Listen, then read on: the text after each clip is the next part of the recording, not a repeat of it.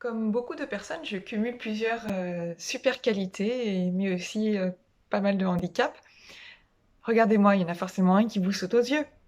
Lequel vous semble le plus visible? Le fait que je sois autiste? Pour la faire courte, c'est comme si, où que je me trouve, j'étais plongée dans un pays aux coutumes et aux langues étrangères, à devoir en permanence traduire, décoder, m'adapter, mais pour autant, a priori, c'est pas visible. Aussi, je suis, dyspraxique. C'est un peu comme si, j'avais pas le bon moteur dans le bon véhicule. Ça me rend extrêmement maladroite. Je me prends, les pieds dans des obstacles, inexistants. J'ai toujours l'impression qu'il y a, une marche en trop ou en moins, dans les escaliers. Je suis cette fille qui tombe de son tabouret, à un repas de Noël et qui se casse une côte sur le radiateur qui passait par là.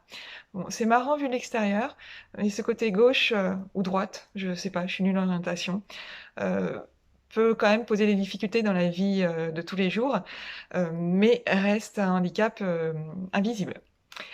Par ailleurs, je suis, prosopagnésique, c'est-à-dire que je suis incapable de reconnaître les gens dans un contexte différent de celui auquel je m'attends à les croiser. Je passe ma vie à mettre des vents et à me présenter encore et encore à des personnes que j'ai déjà rencontrées.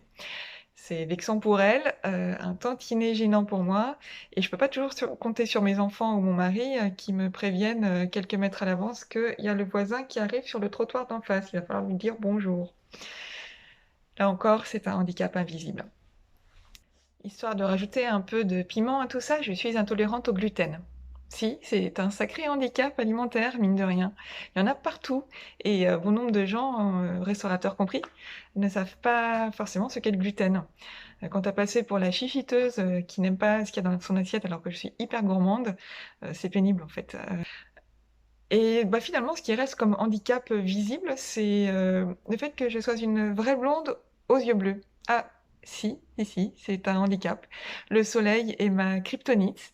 Je passe du rouge au blanc, du blanc au rouge, sans transition et condamnée à avoir les jambes blanches, même en plein été. Sans compter que mes yeux sont agressés par, la moindre lumière, hiver compris, avec la réverbération, avec le moindre petit, bout de soleil, qui traîne derrière un nuage et que du coup, j'ai plein de rides là, autour des yeux, sur le front.